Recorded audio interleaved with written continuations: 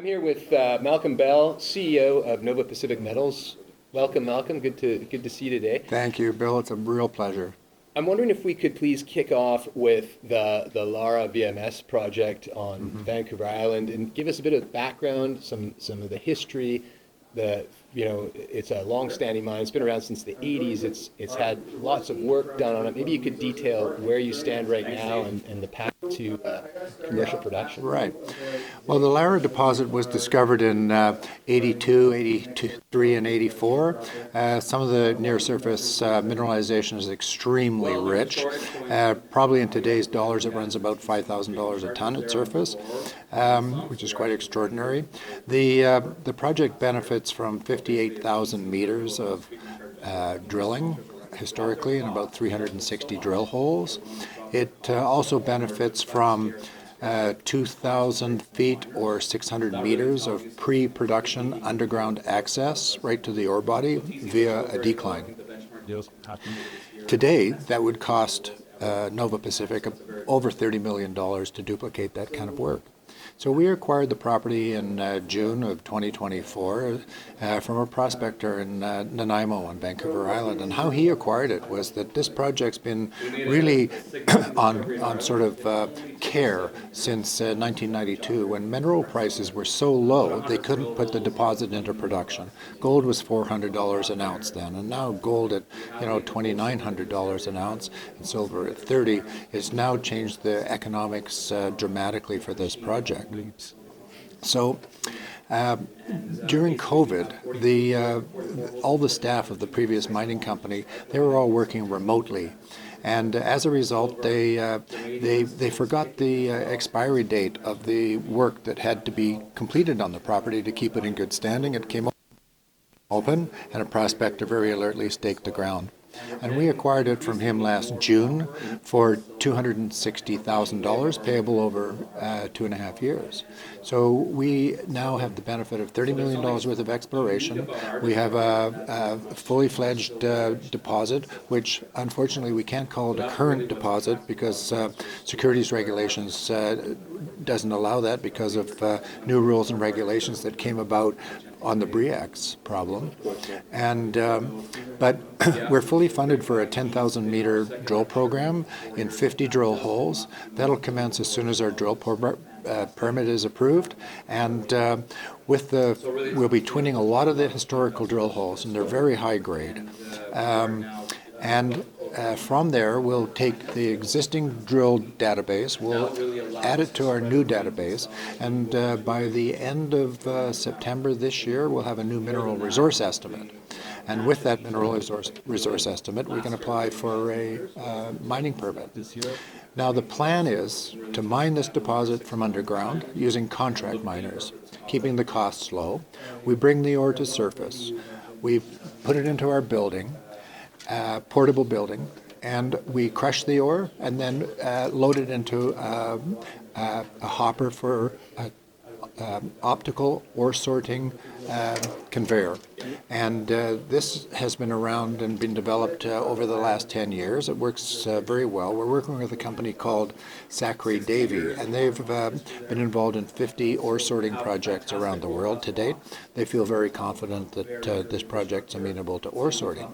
So that ore sorter produces two streams out the end of the conveyor.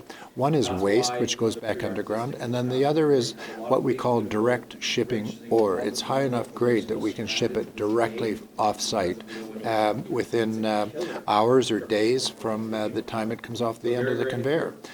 So this type of mining, it's very advantageous. One, it's very low cost. We expect that our capital expenditures could be well under $10 million. The mining operation doesn't require a mill, a concentrator, or tailings ponds. And therefore, we keep the footprint extremely small.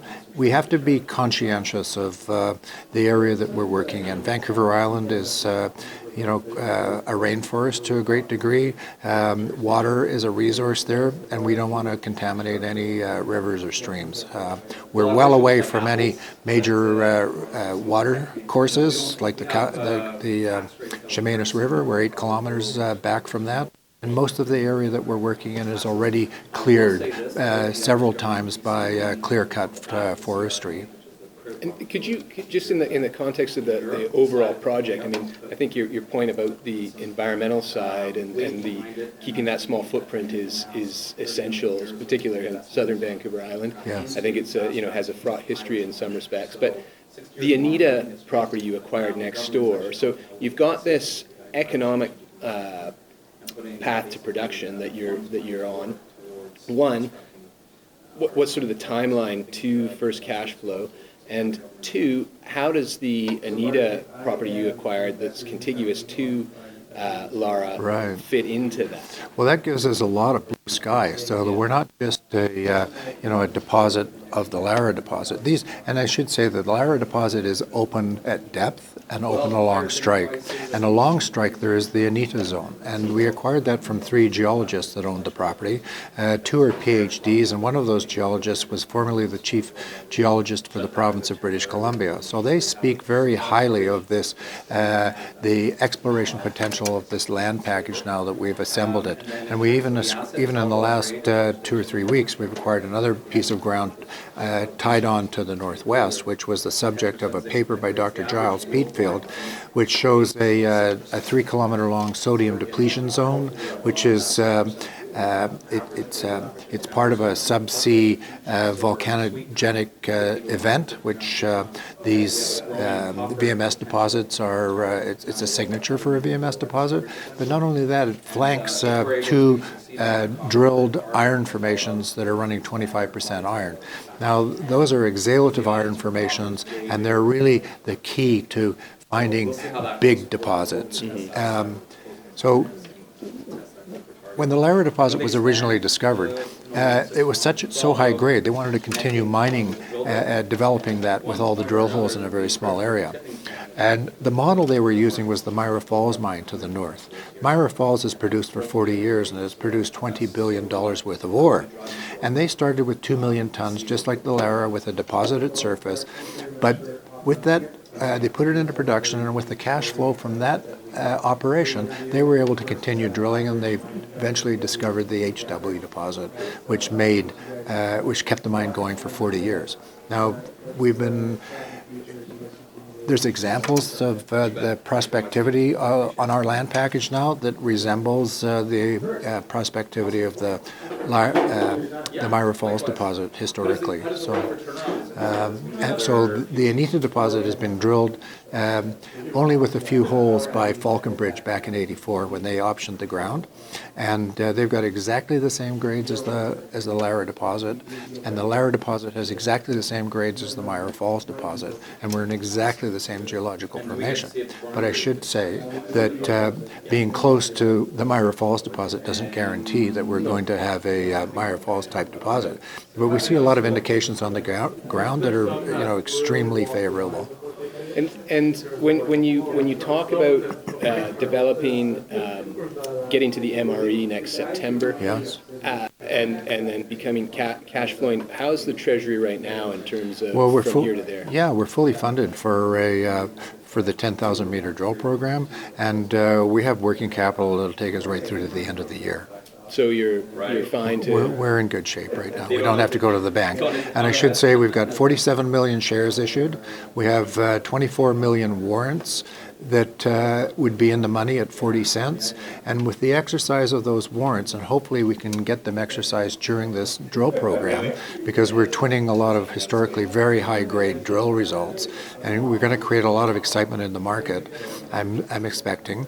And that would put another $9 million into the till. And that would set us up for the application for the mining permit, and also give us a lot of working capital and sustaining capital for when the underground mining starts.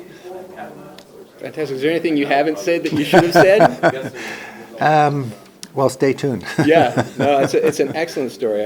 I mean, for an exploration play, if you will, it's not really an exploration play as such, but to have such a short runway to cash flow and production is unusual. It's unusual, but we have experience with it within the management of the company. I have 50 years in mineral exploration across Canada, into the U.S. and South America. My partner, Dal Brennelson, who's a director of the company, he's a director of the largest underground zinc mine in China. He went to China 40 years ago and started drilling just a grassroots project, and after 2 years, they had a 2 million ton deposit, not unlike Lara. And he raised $20 million one time, and that project has never raised any money since, and it's now one of the, it's in the top 5 underground zinc mines in the world. It has 100 million tons in reserves, yet it's been mining for 40 years. And Dal is a director, he's the head director of the Chinese operation. So he's on our board. I work with him every day, and he sees the real potential to do it again with the Lara deposit. Great. Well, we look forward to hearing more. I mean, you've got the pedigree and the experience, and a fantastic looking project. That's what you need to be successful in the mining business.